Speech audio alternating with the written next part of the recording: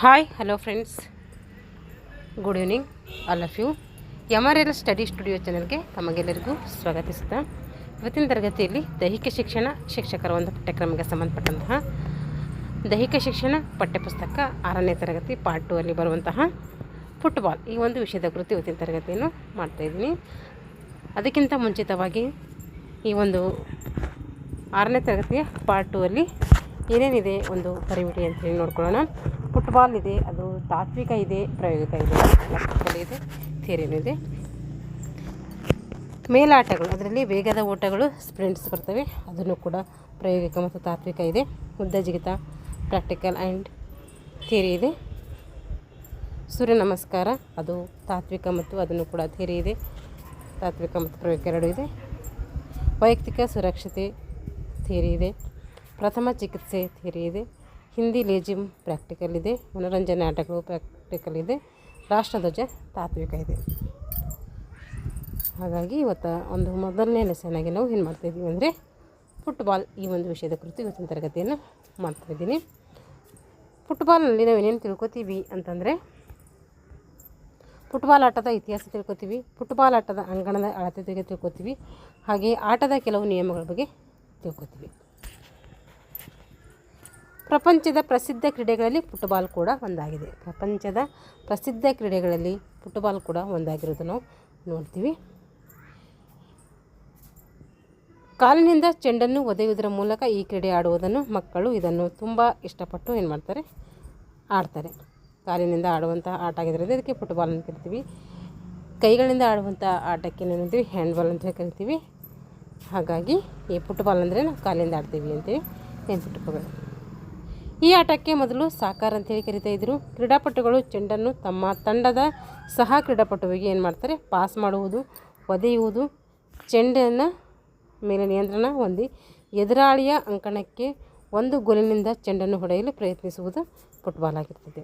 ನಿಗದಿತ ಸಮಯದಲ್ಲಿ ಯಾವ ತಂಡ ಹೆಚ್ಚು ಗೋಲು ಗಳಿಸುವುದೋ ಅದೇ ತಂಡ ಏನಾಗ್ತೀವಿ ವಿಜಯಿ ಅಂತೇಳಿ ನಾವು ಘೋಷಣೆ ಮಾಡ್ತೀವಿ. ಇತಿಹಾಸ. ಫುಟ್ಬಾಲ್ ಕ್ರೀಡೆಯು ಕ್ರಿಸ್ತಪೂರ್ವ 500ಗಿಂತಲೂ ಹಿಂದಿನಿಂದ ಬಂದಿದೆ ಎಂಬ ಪ್ರತೀತಿ ಇದೆ. ಫುಟ್ಬಾಲ್ ಕ್ರೀಡೆ ಏನಾಗಿದೆ, ಕ್ರಿಸ್ತಪೂರ್ವ 500ಗಿಂತಲೂ ಹಿಂದಿನಿಂದ ಬಂದಿದೆ ಅಂತೇಳಿ ಒಂದು ಪ್ರತೀತಿ ನಮಗೆ ಕಂಡುಬರ್ತೈತೆ. ಆಧುನಿಕ ಫುಟ್ಬಾಲ್ ಕ್ರೀಡೆ ಯಾವಾಗ ಪ್ರಾರಂಭ ಆಯಿತು ಅಂದರೆ 1863ರಲ್ಲಿ ಪ್ರಾರಂಭ ಆಗ್ತೈತೆ. ಫುಟ್ಬಾಲ್ ಕ್ರೀಡೆ ಯಾರು ಪೋಷಣೆ ಮಾಡಿದ್ರು ಅಂದರೆ ಲಂಡನ್ ಫುಟ್ಬಾಲ್ ಅಸೋಸಿಯೇಷನ್ ಏನು ಮಾಡ್ತೈತೆ ಈ ಒಂದು ಫುಟ್ಬಾಲ್ ಕ್ರೀಡೆಯನ್ನು ಪೋಷಣೆ ಮಾಡ್ತೈತೆ. ಇದಕ್ಕೆ ಕಿಕ್ಕಿಂಗ್ ಗೇಮ್ ಅಥವಾ ಒದೆಯುವ ಗೇಮ್ ಅಂತೇಳಿ ಕರಿತೀವಿ. ಫುಟ್ಬಾಲ್ಗೆ ಸಾಕರ್ ಅಂತ ಕರಿತೀವಿ, ಕಿಕ್ಕಿಂಗ್ ಗೇಮ್ ಅಂತ ಕರಿತೀವಿ, ಅಥವಾ ಒದೆಯುವ ಬಾಲು ಅಂಥೇಳಿ ಕರಿತೀವಿ. 1904ರಲ್ಲಿ ಏನಾಗ್ತೈತೆ, ಈ ಒಂದು ಫುಟ್ಬಾಲ್ಗೆ ಸಂಬಂಧಪಟ್ಟಂಥ ಒಂದು ಸಂಸ್ಥೆ ಸ್ಥಾಪನೆ ಆಗ್ತೈತಿ. ಅದು ಇಂಟರ್ನ್ಯಾಷನಲ್ ಫುಟ್ಬಾಲ್ ಅಸೋಸಿಯೇಷನ್. ಈ ಸಂಸ್ಥೆಯ ಮೊಟ್ಟ ಮೊದಲ ವಿಶ್ವಕಪ್ ಫುಟ್ಬಾಲ್ ಎಲ್ಲಿ ನಡೀತೈತೆ ಅಂದರೆ ಉರುಗ್ವೇದಲ್ಲಿ ನಡೀತೈತೆ. 1937ರಲ್ಲಿ ಸೀಮ್ಲಾದಲ್ಲಿ ಈ ಒಂದು ಫುಟ್ಬಾಲ್ ನಡೀತೈತೆ. ಈಗ ಫಿಫಾ ಸಂಸ್ಥೆ ಪ್ರಪಂಚದ ಫುಟ್ಬಾಲ್ ಕ್ರೀಡೆಯನ್ನು ಸಂಘಟಿಸ್ತಾ ಇದೆ. ಪ್ರಪಂಚದ ಫುಟ್ಬಾಲ್ ಕ್ರೀಡೆ ಯಾರು ಸಂಘಟನೆ ಮಾಡ್ತಾರೆ ಅಂದರೆ ಅದು ಫಿಫಾ ಸಂಸ್ಥೆ ಮಾಡ್ತೈತಿ. ಫಿಫಾ ಲಾಂಗ್ ಕೇಳ್ತಾರೆ, ನೆನಪಿಟ್ಕೊಳ್ಬೇಕು. 1900ರಲ್ಲಿ ಏನು ಮಾಡ್ತಾರೆ, ಫುಟ್ಬಾಲನ್ನು ಒಂದು ಒಲಿಂಪಿಕ್ ಸ್ಪರ್ಧೆಗೆ ಏನು ಮಾಡ್ತಾರೆ, ಸೇರ್ಪಡೆ ಮಾಡ್ತಾರೆ. 1900ರಲ್ಲಿ ಫುಟ್ಬಾಲ್ ಏನು ಮಾಡ್ತೈತೆ, ಒಲಿಂಪಿಕ್ ಒಂದು ಏನು ಮಾಡ್ತೈತೆ ಸಮಿತಿಗೆ ಸೇರ್ಪಡೆ ಆಗ್ತೈತೆ. ಫುಟ್ಬಾಲ್ ಅಂಕಣ ನೋಡ್ರಿದು ಫುಟ್ಬಾಲ್ ಅಂಕಣದ ಅಳತೆಗಳು. ಫುಟ್ಬಾಲ್ ಅಂಕಣವು ಆಯತಾಕಾರವಾಗಿದೆ. ನಮಗೆ ಲಭ್ಯವಿರುವ ಮೈದಾನದಲ್ಲಿ ಉದ್ದ ಅಗಲಕ್ಕೆ ಅನುಗುಣವಾಗಿ ನಾವು ಫುಟ್ಬಾಲ್ ಗ್ರೌಂಡನ್ನು ರಚನೆ ಮಾಡ್ಕೋಬೇಕು. ಇದು ಈ ಬುಕ್ಸಲ್ಲಿ ನೀಟಾಗಿ ಇದೆ, ಆದರೆ ತೋರ್ಸೋಕ್ಕೆ ನಮಗೆ ಸ್ವಲ್ಪ ಇದಾಗ್ತೈತೆ. ಆದರೂ ನೋಡೋಣ. ನೋಡ್ರಿ, ಇದು ಗೋಲ್, ಇದು ಎಷ್ಟಿದೆ ಗೋಲು ಫಸ್ಟ್ ಉದ್ದ ಆಗಲ್ಲ ತಿಳ್ಕೊಳ್ಳೋಣ. ನೋಡ್ರಿ, ಇದು ಉದ್ದ ಎಷ್ಟಿದೆ ಅಂದರೆ ಉದ್ದ 90ರಿಂದ 120 ಮೀಟರ್ ಇರ್ತೈತೆ. ಅಗಲ ಬಂದುಬಿಟ್ಟು ಎಷ್ಟಿರ್ತೈತೆ, ಅಗಲ 45ರಿಂದ 90 ಮೀಟರ್ ಇರ್ತೈತೆ. ಉದ್ದ 90ರಿಂದ 120 ಮೀಟರ್ ಇದ್ದರೆ ಅಗಲ 45ರಿಂದ 90 ಮೀಟರ್ ಅಗಲ ಇರ್ತೈತೆ. ನೋಡಿರಿ ಇದು ಇಲ್ಲಿಂದ ಇಲ್ಲಿಗೆ ಇಲ್ಲಿಂದ ಎಷ್ಟಿರ್ತದೆ ಅಂದರೆ 5.5 ಮೀಟರ್ ಇರ್ತೈತಿ. ಮತ್ತು ಇಲ್ಲಿಂದ ಇಲ್ಲಿಗೆ ಇದು ಎಷ್ಟಿರ್ತದೆ ಅಂದರೆ 5.5 ಮೀಟರ್ ಇರ್ತೈತೆ.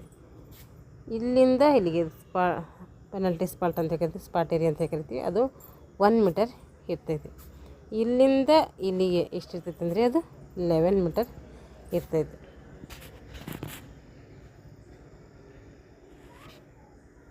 ಇದು ಎಷ್ಟಿರ್ತೈತೆ ಇದು ಅಂದರೆ ಇದು 1 ಮೀಟರ್ ಇರ್ತೈತೆ.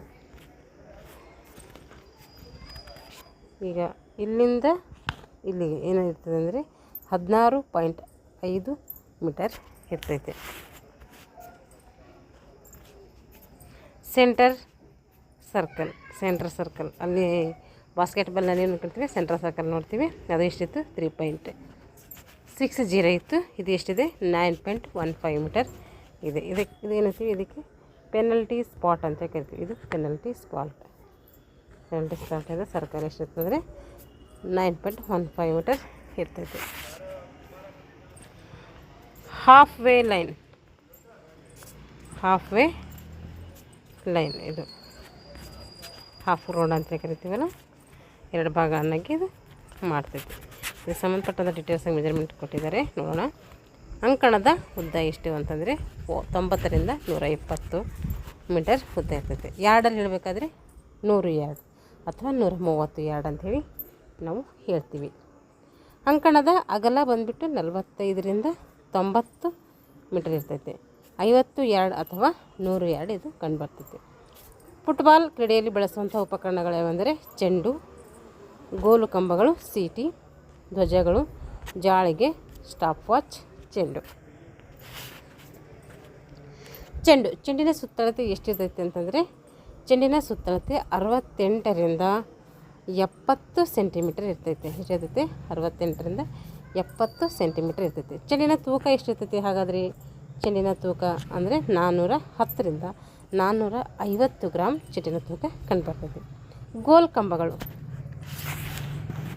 ಕಂಬಗಳ ನಡುವಿನ ಅಗಲ ಎಷ್ಟಿರ್ತಂದರೆ 7.32 ಮೀಟರ್ ಅಂದರೆ 8 ಯಾರ್ಡ್ ಹಾಗೂ ಎತ್ತರ 2.44 ಮೀಟರ್ ಅಂದರೆ 2.67 ಯಾರ್ಡ್ ಇದ್ದು ಚೆಂಡು ಗೋಲು ಕಂಬಗಳ ಒಳಗಿನಿಂದ ದೂರ ಹೋಗದಂತೆ ತಡೆಯಲು ಏನು ಮಾಡ್ತಾರೆ ಜಾಳಿಗೆಯನ್ನು ಹಾಕ್ತಾರೆ. ಗೋಲು ಕಂಬಗಳು ನಡುವೆ ಏನಿರ್ತದೆ 7.32 ಮೀಟರ್ ಅಂದರೆ 8 ಯಾರ್ಡ್ ಹಾಗೂ ಎತ್ತರ 2.44 ಮೀಟರ್ ಅಂದರೆ 2.67 ಯಾರ್ಡ್ ಇದ್ದು ಚೆಂಡು ಗೋಲು ಕಂಬಗಳ ಒಳಗಿನಿಂದ ದೂರ ಹೋಗದಂತೆ ತಡೆಯಲು ಏನು ಮಾಡ್ತಾರೆ ಈ ಜಾಳಿಗೆಯನ್ನು ಹಾಕ್ತಾರೆ. ಧ್ವಜ. ಫುಟ್ಬಾಲ್ ಅಂಕಣದಲ್ಲಿ ಒಟ್ಟು ಎಷ್ಟು ಧ್ವಜ ಇರ್ತವೆ ಅಂದರೆ 6 ಧ್ವಜಗಳಿದ್ದು ಅವು ನೆಲದಿಂದ ಮೇಲಕ್ಕೆ 5 ಅಡಿ ಎತ್ತರ ಇರ್ತವೆ. ಫುಟ್ಬಾಲ್ ಧ್ವಜದಲ್ಲಿ 6 ಧ್ವಜಗಳಿದ್ದು ಅದು ನೆಲದಿಂದ ಏನು ಮಾಡ್ತೈತೆ 5 ಅಡಿ ಎತ್ತರ ಇರ್ತೈತೆ. ಧ್ವಜಗಳು ಎಷ್ಟಿರ್ತವೆ ಅಂತ ಕೇಳ್ತಾರೆ 6 ಅಂತ ಹೇಳಬೇಕು. ನೆಲದಿಂದ ಎಷ್ಟು ಅಡಿ ಎತ್ತರದಲ್ಲಿ ಇರ್ತವೆ ಅಂತ ಕೇಳ್ತಾರೆ, ಅದು 5 ಅಡಿ ಎತ್ತರದಲ್ಲಿ ಇರ್ತವೆ. ಅಂಕಣದ 4 ಮೂಲೆಗಳಲ್ಲಿ ಏನು ಮಾಡ್ತಾರೆ ಈ ಧ್ವಜಗಳನ್ನು ನೆಟ್ಟಿರಬೇಕು. ಅಂಕಣದ 4 ಮೂಲೆ ಈ ಥರ ಇದ್ದೀವಲ್ಲ, ಹೌದು 4 ಮೂಲೆಗೆ ಏನು ಮಾಡ್ತಾರೆ ಈ ಧ್ವಜಗಳನ್ನು ಹಾಕಿರ್ತಾರೆ. ಮಧ್ಯಗೆರೆಯ ಬದಿಗೆರೆಯಿಂದ 1 ಯಾರ್ಡ್ ಅಂತರದಲ್ಲಿ 2 ಧ್ವಜಗಳನ್ನು ಹಾಕಿರ್ತಾರೆ. ಅದರ ಮಧ್ಯದಲ್ಲಿ ಒಂದೊಂದು ಹಾಕಿರ್ತಾರೆ. ಟೋಟಲ್ ಆಗಿಬಿಟ್ಟು 6 ಧ್ವಜಗಳು ಕಂಡುಬರ್ತವೆ. ಫುಟ್ಬಾಲ್ ಆಟದ ಸಾಮಾನ್ಯ ನಿಯಮಗಳು. ಹಾಗಾದರೆ ಫುಟ್ಬಾಲ್ ಆಡಬೇಕಾದ್ರೆ ಹೇಗೆ ಆಡಬೇಕು ಅಂತಂದರೆ ಫುಟ್ಬಾಲ್ ಕ್ರೀಡೆಗೆ ಅಭಿವೃದ್ಧಿ ದೃಷ್ಟಿಯಿಂದ ಪ್ರತಿಯೊಬ್ಬ ಆಟಗಾರರು ಏನು ಮಾಡಬೇಕು ಈ ಕ್ರೀಡೆಯ ಸಾಮಾನ್ಯ ನಿಯಮಗಳನ್ನು ಪಾಲಿಸಬೇಕು. ಏನೇನು ಪಾಲಿಸಬೇಕು ಅಂದರೆ ಒಂದು ತಂಡದಲ್ಲಿ ಗರಿಷ್ಠ 16 ಆಟಗಾರರು ಇರಬೇಕು. ನೋಡಿ, ಫುಟ್ಬಾಲ್ ಆಟದಲ್ಲಿರುವಂತಹ ಆಟಗಾರರ ಸಂಖ್ಯೆ ಕೇಳಿದ್ರೆ ಅದು 16. ಪ್ರತಿ ತಂಡದಿಂದ 11 ಜನ ಮಾತ್ರ ಮೈದಾನದಲ್ಲಿ ಆಡಲಿಕ್ಕೆ ಅವಕಾಶ ಇರ್ತೈತೆ.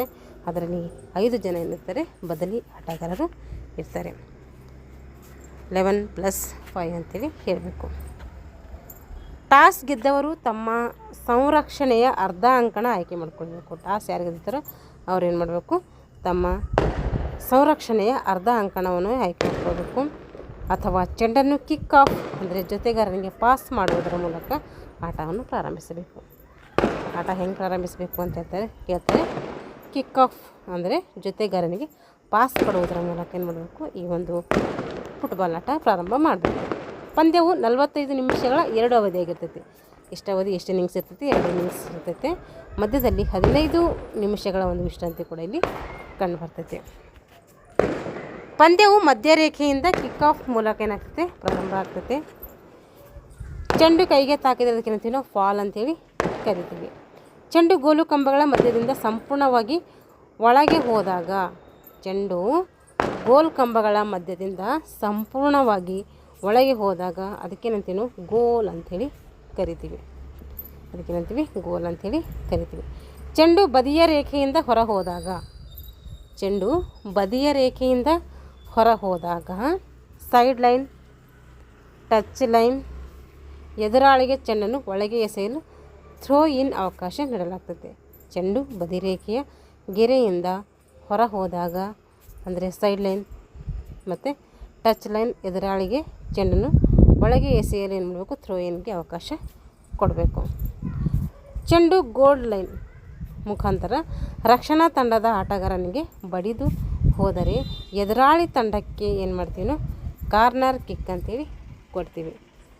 ಏನು ಮಾಡ್ತೀವಿ, ಚೆಂಡು ಡೆಡ್ ಲೈನ್ ಅಂದರೆ ಎಂಡ್ ಲೈನ್ ಮುಖಾಂತರ ರಕ್ಷಣಾ ತಂಡದ ಆಟಗಾರನಿಗೆ ಏನಾದರೂ ಬಡಿದು ಹೋದರೆ ಎದುರಾಳಿ ತಂಡಕ್ಕೆ ಏನು ಮಾಡ್ತೀವಿ, ಕಾರ್ನರ್ ಕಿಕ್ ಅಂತೇಳಿ ಕೊಡ್ತೀವಿ.